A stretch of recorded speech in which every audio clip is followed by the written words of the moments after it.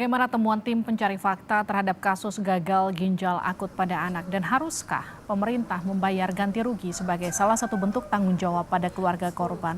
Kita akan bahas bersama Mufti Mubarok, Wakil Ketua Badan Perlindungan Konsumen Nasional (BPKN). Pak Mufti, selamat malam. Mbak, Kita juga akan sapa Safitri Puspa Rani, orang tua korban. Bu Safitri, selamat malam. Selamat malam. Ada juga Septiana Juwita Sari, orang tua anak penyintas gagal akut. Bu Septiana, selamat malam. Selamat malam. Bu Septiana, saya ke Ibu dulu ya, Bu. Apa kabar Alvaro, Bu?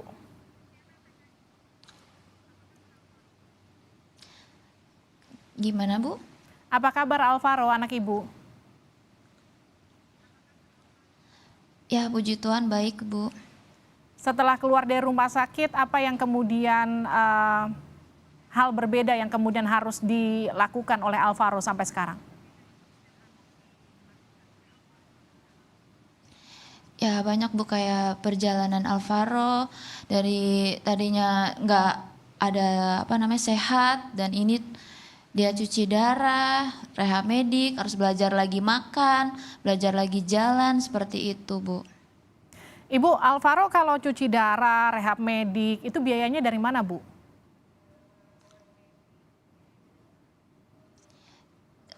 Perjalanannya atau apanya, Bu? Pengobatannya atau Sekarang gimana? pengobatan pasca penyembuhan ya?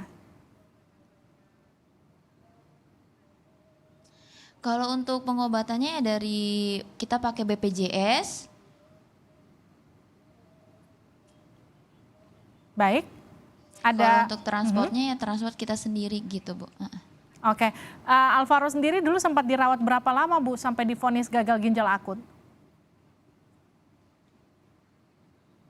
Dirawatnya itu cuma 3 hari, tapi mengkonsumsinya itu udah seminggu tidak bisa pipis lagi gitu. Ini awalnya obat sirup apa sih, Bu, yang dikonsumsi sampai akhirnya tahu Alvaro kena gagal ginjal? Paracetamol PT Alvi Farma. Oke. Baik, Ibu Septi, saya ke Bu Safitri dulu. Bu Safitri, tanpa mengurangi rasa duka saya dan juga tim terhadap Ibu yang kehilangan anak Ibu akibat peristiwa ini. Pasca kejadian, ada tindak lanjut apa, Bu, dari pemerintah? Tidak ada. Sejauh ini tidak ada. Belum ada, tapi bisa dipastikan tidak ada.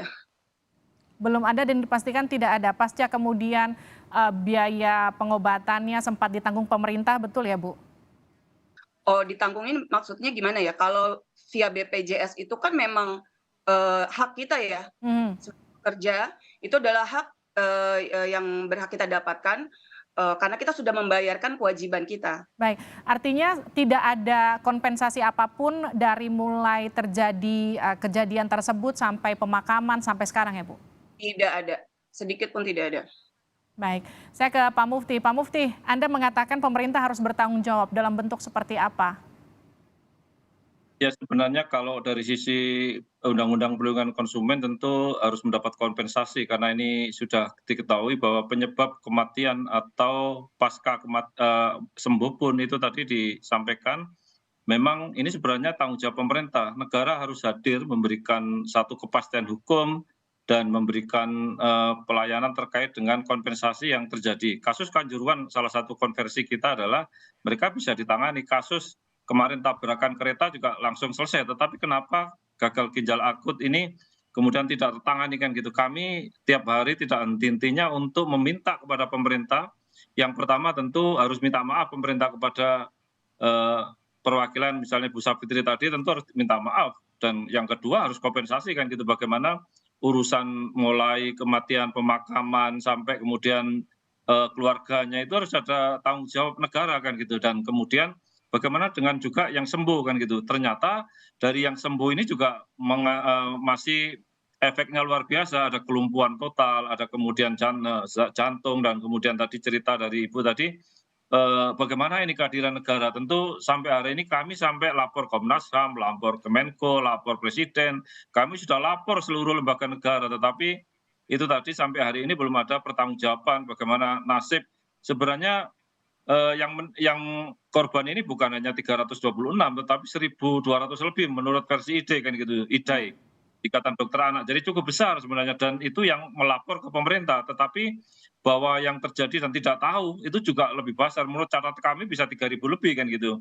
Ini potret bagaimana negara kemudian tidak hadir dan tidak memberikan kepastian hukum, tidak memberikan kompensasi. Bahkan kami dari tahun lalu sudah terus berteriak di mana-mana, rekomendasikan, sampai Komnas HAM juga rekomendasi, sampai BPKP kami minta untuk mengaudit bagaimana pengawasan obat yang memang sangat karena dikonsumsi oleh anak-anak 0 sampai 5 tahun ini sangat rentan kan gitu. Ketika 3 hari kemudian masuk rumah sakit, efek dari ini cukup cepat kan gitu. Hampir 1 minggu mereka meninggal dan yang sembuh pun ya itu tadi banyak turunan-turunan yang saya kira sampai dan ini masih terjadi di masyarakat bagaimana kasus ini. Tentu ini kita juga minta pertanggungjawaban, kami sudah capek lah untuk melakukan upaya-upaya hukum sampai mengajak class action masyarakat dan sebagainya. Tentu kita mohon bersabar karena upaya-upaya terus kita lakukan dan tentu negara ini takut ketika menurut saya takut bagaimana kemudian mereka merasa bersalah itu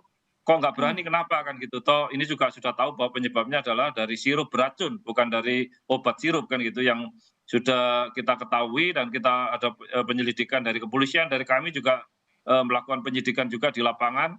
Bagaimana kami menemukan memang 90% itu memang akibat dari sirup beracun ini dan dirasakan oleh korban sama, temuan kami di lapangan juga sama dan dari industri farmasi juga mengakui bahwa mereka melakukan kelalaian. Tetapi kenapa sampai hari ini tidak ada tindakan yang tegas, hanya sekedar arbitrasi, dicabut izinnya dan sebagainya. Ya tentu ini kembali kepada kita semua, hati nurani. Kalau ini kemudian anaknya Kemenkes, anaknya BPOM, anaknya kita misalnya, kalau korban seperti ini bagaimana? Kan ini tidak kena pada korban yang langsung kepada kita semua, tetapi masyarakat yang seperti Ibu tadi, kami menangis tiap melihat berita GGAP. Kami langsung melihat di lapangan, bertemu dengan korban, menyaksikan, kami di rumah sakit juga menunggui dan sebagainya. Itu upaya kami empati, tetapi kami minta juga ya industri farmasi lah untuk bertanggung jawab minimal mengcover dulu lah, kemudian nanti negara melalui Kemenkes, Kemenkes melalui Menteri PMK, PMK melalui Kemensos, harus hadir negara itu dan itu seperti itu. Pak Mufti, sejauh ini sampai sekarang pun masih belum ada jawaban dari Kemenkes, dari bahkan tembusannya Anda kirimkan juga ini semuanya draftnya ke istana pun belum ada jawaban apapun. Ya belum, sampai hari ini belum, masih audit-audit, masih bagaimana kemudian para pemangku stakeholder negeri ini, BPOM, Kemenkes ini masih berdebat dan ini persoalannya kan kemudian lintas sektoral kan gitu. Kemenkes merasa ini bukan tanggung jawab saya, BPOM bukan tanggung jawab saya kan gitu dan akhirnya ya saling tuding-tuding dan sebagainya.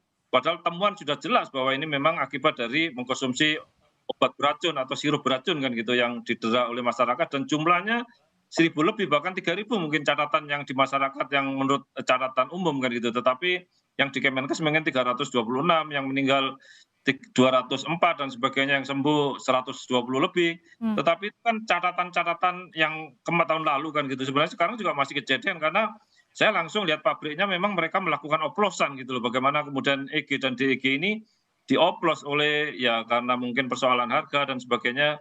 Mereka kemudian mencari alternatif bahan baku yang justru membahayakan kan ini yang sudah ketahuan dan polisi juga menyatakan penyidikannya seperti itu. Jadi sebenarnya siapa hari ini yang tanggung jawab? Tentu mestinya Menteri PMK memanggil Kemenkes, memanggil BPOM untuk menjadi Menko kan gitu dan kemudian meminta Kemensos untuk melakukan ganti rugi kan gitu. Ganti rugi tentu yang meninggal, kemudian yang masih perawatan, kemudian yang sakit sampai tadi pertanyaan BPJS itu tidak masuk wilayah ini karena statusnya bukan kasus GGAP ya, tapi itu perlindungan kesehatan secara umum. Jadi tidak bisa disangkutkan dengan BPJS kan itu. Jadi artinya memang tidak ada pertanggungjawaban apapun dari pemerintah pasca kejadian ini, mulai dari kejadian sampai kemudian pasca kejadian ini. Saya ke Bu Savitri. Bu Savitri, Pak Mufti kan juga tadi sempat menyatakan bahwa kita butuh tanggung jawab pemerintah. Kalau Anda mendengarkan pernyataan ini seperti apa? Sebelumnya kita juga sudah berusaha untuk mengundang Kemenkes untuk ikut bergabung di perbincangan pada malam hari ini, namun tidak ada satupun yang merespon. Seperti kalau udah sampai di titik ini kan kami kebetulan anak saya korban di periode bulan Oktober 2022 ya. Kini udah sejauh ini sesimpel untuk meminta maaf, mendampingi kami itu tuh tidak ada gitu, belum ada sama sekali. Jadi tidak ada upaya pemerintah melalui Kemenkes atau BPOM atau siapapun yang berusaha untuk mendampingi ke kami gitu, seperti meminta maaf, mengakui kesalahan itu tuh tidak ada sama sekali. Jadi apa yang mau diharapkan gitu? Tidak ada upaya kecuali upaya yang kami upayakan sendiri, seperti kita melakukan audiensi ke beberapa pihak kemana-mana, itu adalah upaya sebagian dari kami yang memutuskan untuk akhirnya bergabung untuk mengajukan gugatan kelas. Gugatan sudah diajukan, Bu? Sudah dari dari tahun lalu ya. Apa yang Ibu minta? Banyak kalau untuk lembaga pemerintahnya, terutama untuk BPOM-nya, untuk perbaikan sistem, ada beberapa poin yang memang kita minta untuk seperti pengetatan ada unsur zat EG dan DEG itu, larangan. Karena kan selama ini BPOM-nya tidak mengakui bahwa itu akan masuk sebagai zat yang memang dari industri farmasi, untuk industri farmasi. Yaitu harusnya sudah ada aturan seperti itu. Jadi sanksi-sanksinya kita minta dijalankan gitu. Ke Kemenkes sendiri ini adalah kelalaian ya, kelambatan, lalainya untuk menerbitkan tata laksana pelaporan, tidak dari awal, yang diakui Kemenkes sendiri melalui datanya sudah terjadi pada bulan Januari tahun 2022. Sementara anak saya saja tuh periode masuknya tuh di bulan Oktober awal. Harusnya kalau memang bergerak cepat, walaupun belum tahu apa, kalau saja mereka sudah menemukan 1, 2, atau 3 kasus yang sama, gejalanya, simptomsnya, harusnya kan cepat naik tata laksana pelaporan, itu kan ya. Jadi panduan untuk masyarakat, awareness untuk masyarakat untuk tahu apa yang mesti dilakukan. Begitu juga untuk nakes-nakes yang belum teredukasi sampai ke bawah-bawah gitu. Kita tuh harus ngapain sih kalau berhadapan dengan anak yang anuria, tidak berkemih selama 1x24 jam, demam, sudah ditangani macam-macam, tidak keluar juga urinnya, itu harus ngapain? Karena kan terjadinya kelambatan karena banyak provider kesehatan yang kita sambangi ini masing-masing beda-beda rumah sakit, beda-beda juga prosedurnya. Ada yang tahu, ada yang nggak tahu, ada yang nggak ngerti. Jadi penanganan pertamanya itu beda-beda. Jadi itu benar-benar menentukan banget ya. Jadi seperti saya pernah mendengar jubir Kemenkes itu, jadi berhasil enggaknya anak ini melewati kritisnya para penyintas GGAPA ini adalah ketika masuk diketahui pada stadium berapa. Berarti kan itu soal kecepatan para nakes untuk mengetahui apa yang mesti dilakukan kepada pasien yang mengalami gejala seperti ini. Jadi pastinya itu fatal sekali buat saya ya. Ibu harapannya apa, Bu? Baik, kenapa? Ibu sekarang harapannya apa? Harapannya ya pastinya dijalankan sesuai yang sudah kita tuntut, perbaikan ini deh, gini sesimpel ini, ternyata masih ada kasus serupa di awal 2023 ini ya, selama 2023, berarti kan itu membuktikan bahwa bahkan kami yang sudah menuntut dan sedang melakukan gugatan ini pun ini tidak ada pengaruhnya gitu. Jadi pemerintah itu melalui Kemenkes dan BPOM itu tidak membenahi diri. Ya kan? Banyak sekali hal yang kita tuntut sampai terbit mediasi, sampai mereka melakukan tanggapan yang katanya hal-hal yang kita tuntut akan diwacanakan hanya berupa wacana yang belum terrealisasi, belum dieksekusi sampai detik ini. Sesimpel untuk transportasi para korban yang masih rawat jalan, kan nggak semua wilayahnya itu dekat ya di DKI, ada juga yang di Jawa Barat, sementara dia terapinya harus ke RSCM. Untuk Jadi, masalah transportasi itu kan tidak ditanggung siapa-siapa, ya. ya kan? Mereka tuh tutup mata, ada keluarga yang sudah kehilangan asetnya, kehilangan rumahnya, kehilangan pekerjaannya, selama membersamai anaknya ini dalam perawatan, gitu Mbak. Jadi menurut Anda pemerintah jangan tutup mata, jangan tutup telinga begitu ya, kira-kira melihat fakta ini yang sudah bergulir bahkan sejak Anda kehilangan anak Anda paling tidak dari Oktober. Iya, yang paling terus terang benar-benar kecewa dan menyakitkan itu ketika saya mengetahui ternyata ada lagi yang kira-kira mengalami yang sama dengan menggunakan produk yang sama, yang harusnya sudah ditarik pada 31 Oktober 2022. Itu kan hal yang aneh ya. Berarti ini mereka nggak ada yang bekerja. Pemerintah itu tidak lugas, tidak kencang gitu ya informasinya ke media. Harusnya berkali-kali terus-terusan diinfokan obat yang dilarang apa, diulang lagi produk-produk yang sudah ditarik apa zat-zat yang harusnya tidak boleh ada di sirup sediaan cair ya, paracetamol cair dan obat-obat lainnya. Pokoknya zat yang memang harusnya dilarang dan tidak boleh beredar lagi, harusnya terus berulang karena kan ini kan kebanyakan yang menggunakan ini kan bisa anak kecil, bisa ibu-ibu. Kalau tidak terus-terusan diinformasikan, tidak terus-terusan digaungkan, bagaimana kita bisa langsung tahu gitu. Buktinya ini hal yang lucu ketika kami mengadakan gugatan ini, kita berkasus. Tapi dengan waktu yang sama masih ada jatuh korban lagi. Ya, artinya nggak serius ditangani bahkan dari awal ketika penarikan produk di pasaran pun tidak optimal dilakukan. Buktinya masih jatuh korban. Ya, mereka nggak cek lagi. Dia hanya nyuruh juga kan, hanya nyuruh menarik. Mereka semua itu kalau bertindak itu belum bertindak, tapi sudah dipublish gitu. Kami menarik gini-gini, tapi kan kita walau alam sudah dilakukan belum? Buktinya terjadi lagi.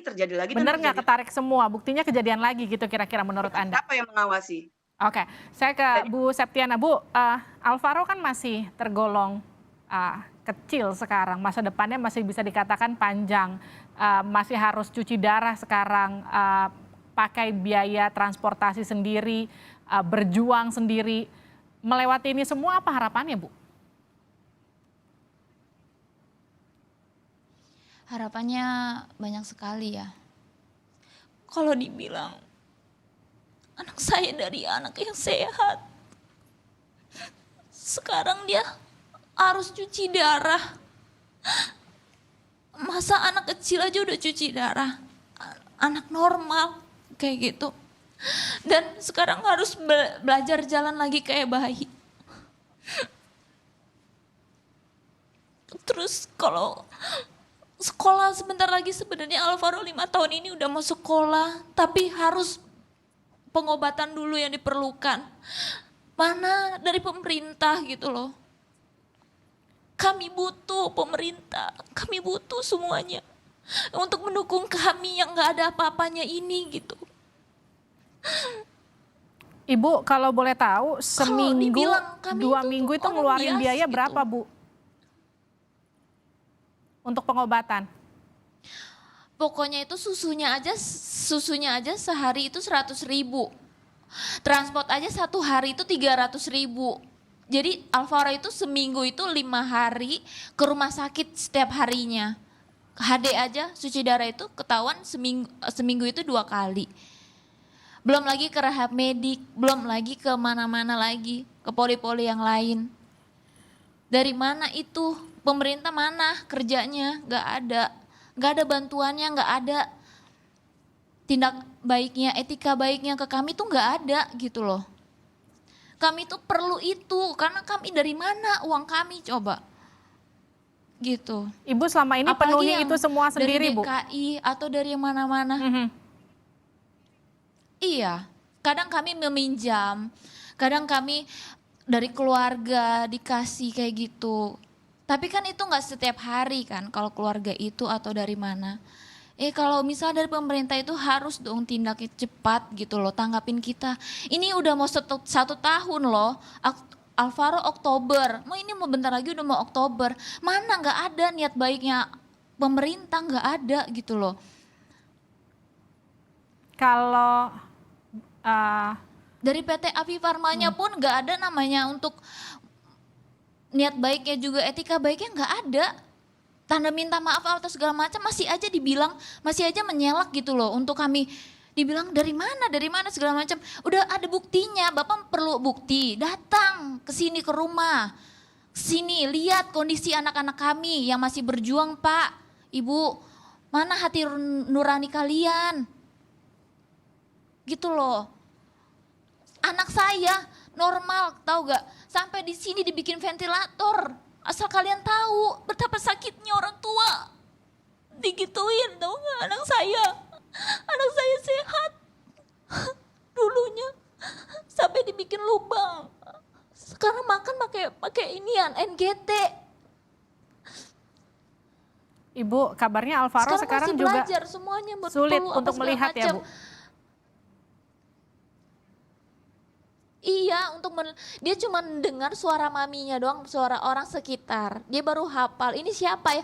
Maminya aja dia belum kenal sebenarnya. Kalau dia lihat aja belum tahu. Ini siapa? Ini mami. Baru suara aja kayak gitu. Ini dedinya kayak gitu.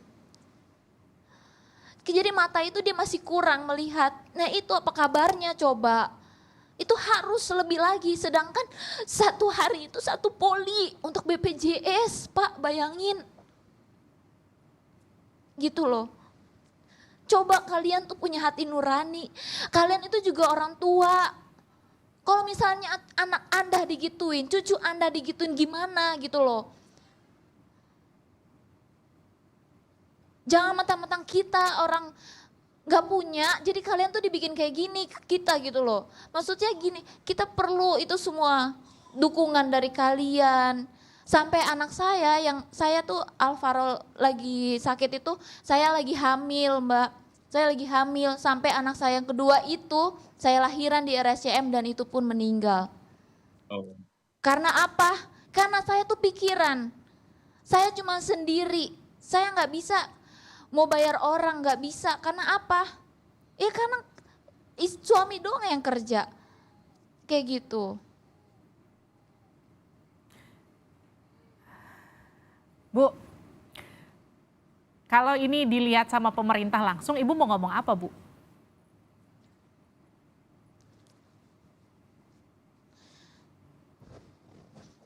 Saya cuman bilang gini, Pak, Ibu, tolonglah lihat kami, tolonglah bantu kami yang masih berjuang ini. Karena kami itu masih butuh biaya. Butuh transportasi, susunya, dan lain-lainnya, pampers dan lain-lain. Emang itu ditanggung BPJS? Enggak kan?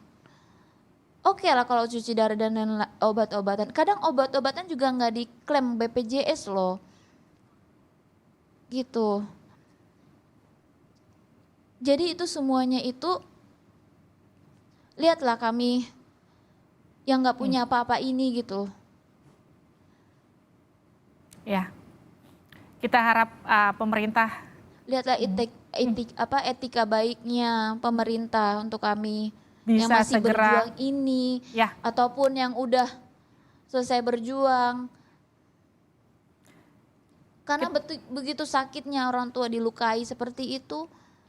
ya, kita nantikan respon cepat pemerintah. Sudah terlalu lama, hampir 1 tahun tidak ada respon, reaksi apapun, bahkan tidak ada permintaan maaf bagi keluarga korban, baik yang sudah kehilangan anaknya, baik yang anaknya menjadi penyintas akibat kejadian ini. Paling tidak bagaimana kemudian keluarga korban bisa dapat perhatian lebih pasca kejadian, tidak diabaikan begitu saja. Terima kasih Bu Savitri, terima kasih Bu Septiana, terima kasih Pak Mufti atas waktunya di Sapa Indonesia Malam.